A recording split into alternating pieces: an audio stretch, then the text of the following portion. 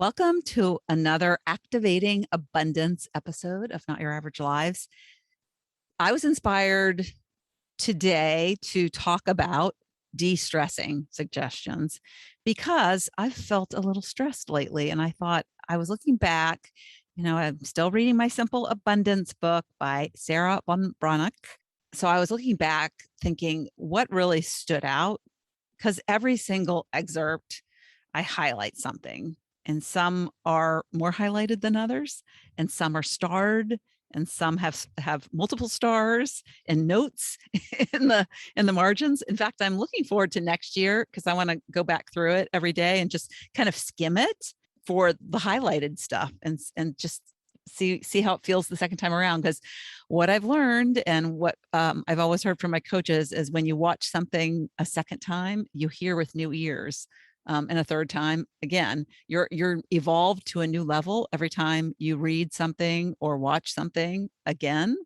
And so you pick up new things. And so I'm excited to do that next year. But so what caught my eye over the past few days of what I've been reading is her October 9th excerpt, which is about coping with stress. And she lists 47 ideas, suggestions for de-stressing. In fact, she said, if you ever have talked to a woman who suffered from stress and to get her wisdom for coping with it, some of these would be suggestions from that person. And so when I went through it, I highlighted like I normally do. And I didn't highlight every single of the 47 items. And I was interested. I was like, I wonder how many I highlighted. I highlighted 12. And so what I thought would be fun to do for this episode is, and I will put all 47 in the show notes. Sometimes it's hard, especially when you're listening to an episode, it's hard to take notes. So you might want to refer to the actual printed word if you don't have a Simple Abundance book. I've recommended it many times. So I'll also put the link to that so you can, if you want to order it, but I'll put the list of all the 47 things. And my website's the best place to go for the show notes because sometimes they're hard to find when you're using an app. But if you go to notyouraverage.com/podcast, they will be there. They pop right up. All right. So what I'll do is I'll share the 47. And when you are listening, think of the ones that are standing out. As soon as you hear them, are like, oh, that really resonates with me. And then if you go to the show notes and you want to cut and paste them and copy them in a document, so you can just pick the ones you like and maybe look at them and have them posted somewhere and say, de-stressing list. So you can have them to reference later. So anyways, I had these 12 and let's start with the 47. Cultivate gratitude was number one. Cultivate gratitude. One of the reasons I'm doing this podcast. Turn your phone off is number two. Number three, carve out an hour a day for solitude.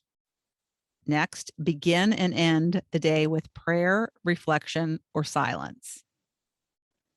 The next one, keep it simple. Next, keep your home or your house picked up. Next, don't overschedule. Next, strive for realistic deadlines. Next, never make a promise you can't keep. Next, allow an extra half hour for everything you do. Next, create quiet surroundings at home and at work. Next, go to bed at 9 o'clock twice a week. Next, always carry something interesting to read. That's why I have a Kindle app on my phone. Next, breathe deeply and often. Next, move, walk, dance, run, find a sport you enjoy. Next, drink pure spring water, lots of it. Next, eat only when hungry. Next, if it's not delicious, don't eat it. Next, be instead of do. Next, set aside 1 day a week for rest and renewal. Next, laugh more often. Next, luxuriate in your senses. Next, always opt for comfort. Next, if you don't love it, live without it.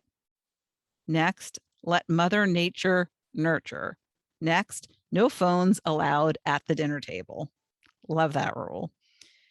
Next, stop trying to please everybody. Next, start pleasing yourself. Next, stay away from negative people. Next, don't squander precious resources, time, creative energy, emotion. Next, nurture friendships. Next, don't be afraid of your passion. Next, approach problems as challenges. Next, honor your aspirations. Next, set achievable goals. Next, surrender expectations. Next, savor beauty. Next, create boundaries. Next, for every yes, let there be a no. Next, don't worry, be happy. Love that song.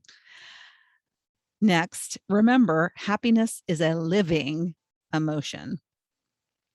Next, exchange security for serenity. Next, care for your soul. Next, cherish your dreams. Next, express love every day.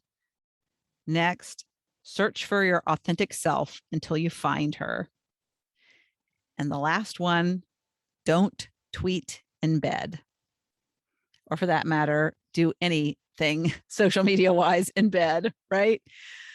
So those are all of them, the entire list. And I think what's great about me sharing them first is what did you like think was, yes, I need to do that. When you heard it, you immediately were like, yes, really resonated. And that's kind of what happens. Like when I read an excerpt and I highlight something, it's what really resonated for me at the moment. I don't sit and think about it, and I don't take time. A lot of times when you think, let me think about it. That's when your brain and your logic sets in. When you have a reaction immediately, it's usually a gut thing. It's usually coming somewhere at a deeper subconscious level. So I'm just going to share what my 12 were. And I think the reason that these stuck out for me is because if I'm thinking about a lot of them, I mean, just because I didn't highlight some of them doesn't mean they don't resonate, but a lot of them I already apply on a regular basis. And a lot of them I really believe in, like an example is laugh more. I mean, I think, wherever that one was, that don't worry, be happy. Definitely that's me, don't be afraid of your passion. That's definitely me. I do those things. So the things that kind of stuck out for me and looking back, why I highlight them were things like, yeah, that the things I'm doing are the opposite of what that thing is. And they're causing me stress, I think. And for me, stress is, I don't necessarily, my stress doesn't show up in my mood because I'm usually very peppy. It doesn't show up. The way it shows up is in my physicality, where I feel it in my neck and my shoulders. And I have to be really aware of how I'm feeling, because it can be such a thing where I get lost in my work and the doing of something, and I won't pay attention to that. And I'll stop. And I had a couple of times in the past couple of weeks where I could feel my whole head was just almost stuck, where until I realized how stiff I was, I had to really tune into that and just forcibly relax my muscles because I was so tense. And that is stress. That's physical stress. I remember back when and the best example I have is when I was going through a period in my first marriage where I found out my ex-husband had an affair. And of course, that's a devastating situation. And, you just your life all of a sudden takes this 180, and you're just now what? Now what do I do? And I had diarrhea for 3.5 weeks. Mind you, I lost a lot of weight. I did, and not intentionally. It's not the kind of diet you want to go on.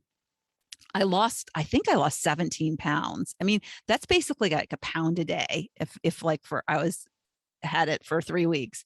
And I remember I was working, I was a full-time mom. I had kids at home. I think they were like 8th and 10th grade or 7th and 9th grade or something like that.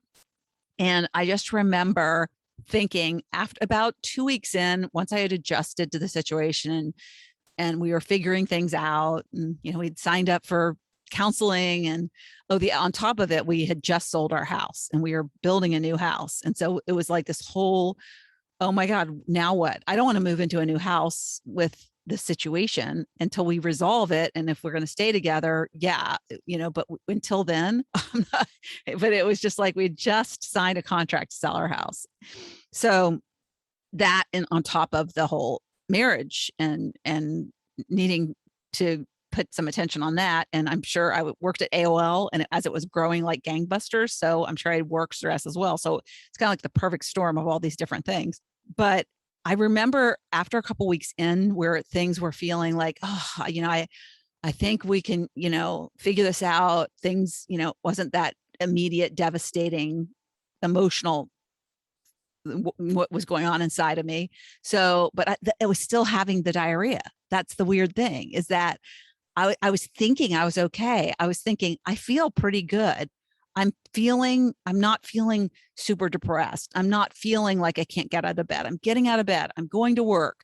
I'm not dragging. I'm thinking about other things besides this like one thing that's like, dragging me down, and who knows what's going to happen. I got to a place where I was thinking, yeah, I'm okay. I'm okay. But I was still having diarrhea. I'd wake, multiple times a day. And when I knew at that point that my body was still super stressed. I knew that mentally, maybe I was coming out of it, but deep down physically, I still had this physical, emotional reaction to what was going on in my life that was beyond my control. It was just happening to me.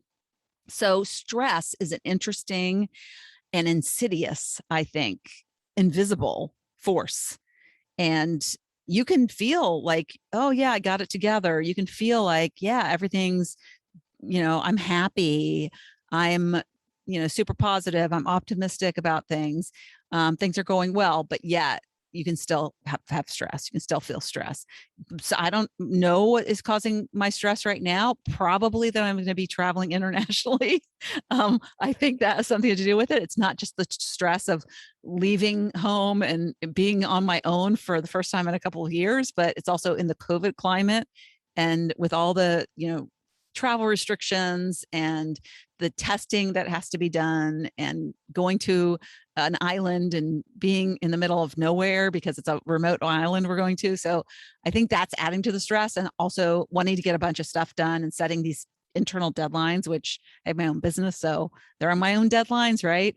But still they're deadlines, and trying to make sure my Q4 is set up and stuff. So yeah, so I am experiencing this physical stress. So that's my 12 are more around the things that are suggestions I need right now to de-stress. So what one was, carve out an hour a day for solitude.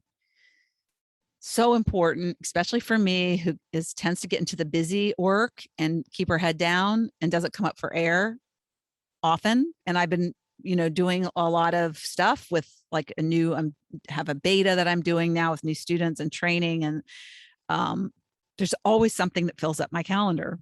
So when I think, oh my God, I got to take an hour out of my day for solitude, that's not productive, but yet it's what your body needs. And it actually is productive. So today I went on a walk, for example, with my dog, which I do almost every day, but I was listening to a training on my walk, and I got some amazing download ideas on, maybe my brain was still working, but I did get out of the house away from, the doing, and I got more into the contemplative state, I guess. So the other thing was, don't overschedule.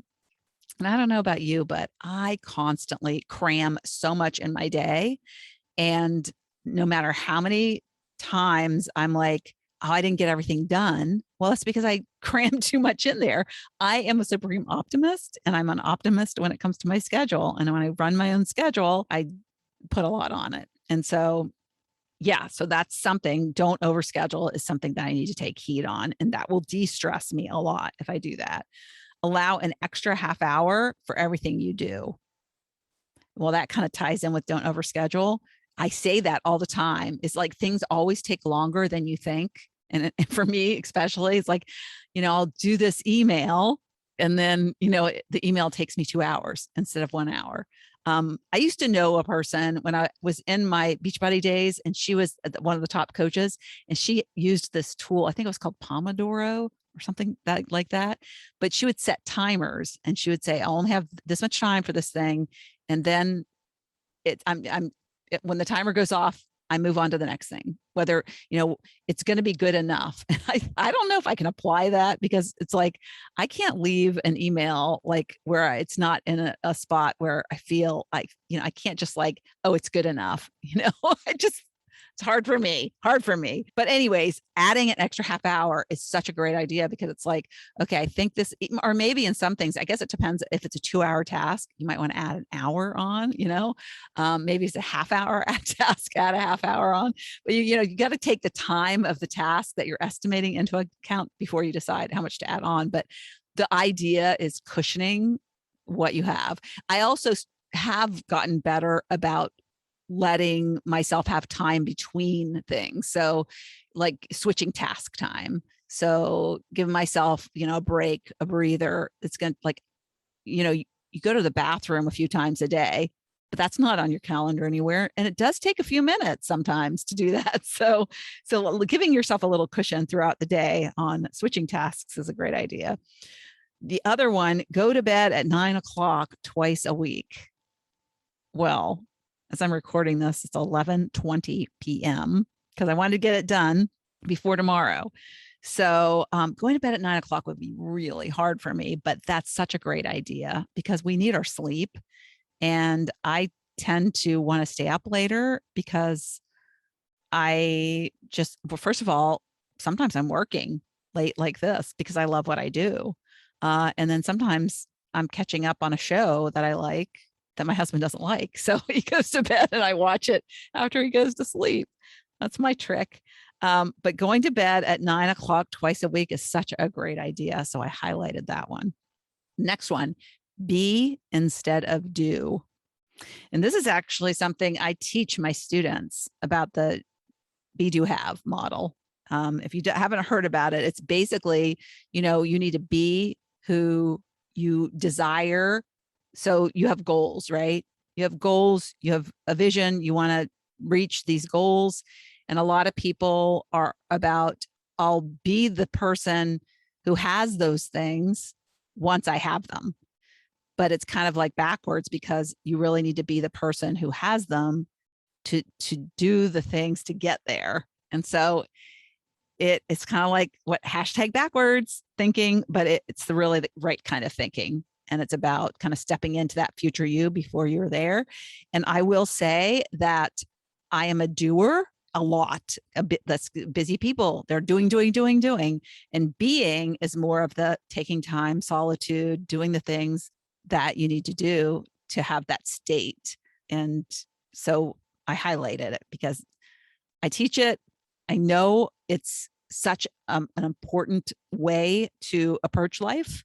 And it's just a reminder that I just need to tune into that much more often than I do. Set aside one day a week for rest and renewal.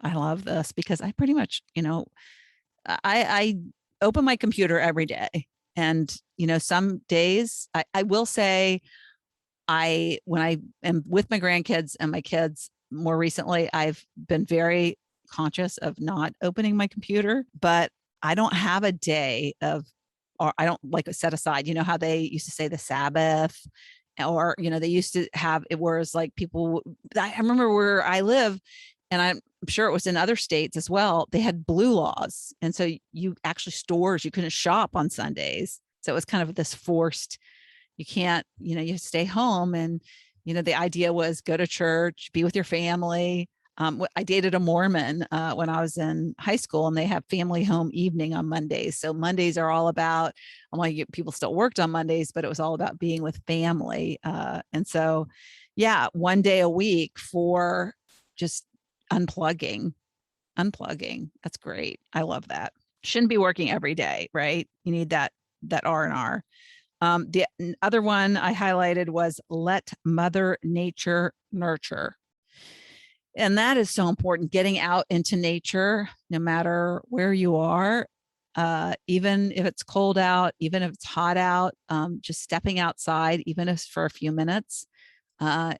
Some people, there's barefoot therapy where people walk in their bare feet on, grass and the woods and things like that. Being outdoors, just going on a walk with my dog, I get back in my house and I feel so much better after I've had that little walk in nature. So, so that's a good one to de-stress, a good de-stressing suggestion. Okay, 4 more. Nurture friendships. And I don't do enough of that. I don't do enough of reaching out. I had a girlfriend from college. She called me yesterday. It was so good to talk to her. We get on the phone and we probably talk, maybe every 6 weeks. An hour later, she's like, her work phone was ringing. She had to go. But yeah, nurturing those friendships, reaching out, just checking in. And that's really important. And it does de-stress you, because I felt like it was so good to catch up with her, and got off the phone and I felt like, oh, yeah, miss my friends. And so savor beauty was the next one. And that's one thing that I think we all have so much beauty around us, and we neglect the appreciation of it. Just looking around at, I look at when I look out at my back of my house and how beautiful it is, and how fortunate I feel that I have that view. So just little things, how pretty, look at my dog, and he's so darn pretty. He's so cute. Just those little things. So walk around your house and notice the things that you take for granted, that you walk by every day, and there's beauty there. The next one was exchange security for serenity. And I thought this was interesting too, because some people might think, oh, what would you pick, security or serenity? We want both, right? But doesn't serenity kind of give you security, or doesn't serenity make you feel like you're secure? Like you don't even worry about security when you have serenity, right? It's like contentment. So when you're in that state, you're not in this neediness of security. It was interesting, but it caught me, and I highlighted it because I thought, yeah, sometimes we're so worried about being secure that we can't be serene. And so that just struck me. Curious what you think about that one. All right. The next one, care for your soul. Care for your soul. This is so important because we neglect our inner yearnings. We neglect the inner voice so much. I mean, I only say this because this was me for most of my life, until I realized, my soul, I do have a soul. And by the way, it's trying to talk to me. I'm ignoring it. So that was a big one for me. I think I do care for my soul now, but I highlighted it, I think, because I never want to forget to care for it. And so it's always a good way to de-stress, is to get back in touch with that soul. And typically I do that through some kind of meditation or quiet time. Yeah. So good. And then the last one I highlighted was search for your authentic self until you find her. Yeah. So true. So true. And walking in authenticity is the best thing and the best feeling. And when you're in that, guys, like the last one I said was care for your soul, and being authentic is, to me, it's kind of the same thing, because, your soul is true authenticity. But I think, find her and never let her go. Never let her go. So easy to get caught up in the world of judgment and in the world of expectations and the human ego world. And to me, the de-stressing suggestion here is stay connected to that authentic self and always keep showing up as your authentic self, because a stressful, being stressed out, that's stuck in ego. It's not where you're most authentic. When you're really deep down in your soul and at your authentic self, you're at peace, is what comes up for me. So I thought those de-stressing suggestions would be helpful as I'm feeling stressed and practicing and looking back through these things and saying, okay, I need to do more of this tomorrow, and not worry so much about traveling, because I'm actually getting excited about it. So the closer it gets, the more I get super excited, and practicing these suggestions is helping a lot too. So I think that being aware of the fact that I was stressed and tuning into it, and now having some suggestions, is key, because like I said, it's kind of silent, insidious, and you almost don't know you realize it's there. And so having that awareness and then having some suggestions to follow to de-stress is so key. So I hope this has helped, and I hope you're not stressed, but if you are, tune into your body. And if you are feeling a little tense, then follow some of these suggestions, the ones that resonate with you. And I'll talk to you next week. Thank you so much for tuning into the Not Your Average Lives podcast. If you haven't yet, make sure to subscribe on iTunes if you have an Apple device. You can find free resources and learn what else I have going on at the moment that might interest you on my website at notyouraveragegrandma.com. You can also find me on Instagram or Facebook at Not Your Average Grandma. If you liked this episode, it would make my heart so happy if you could leave me a 5-star rating. You can also add a review to let me know what you like about this podcast, which will help spread the word about it to others who need a little midlife inspiration. As always, be you, listen to your inner voice, and focus on reigniting that lost spark so you can start living your own Not Your Average life.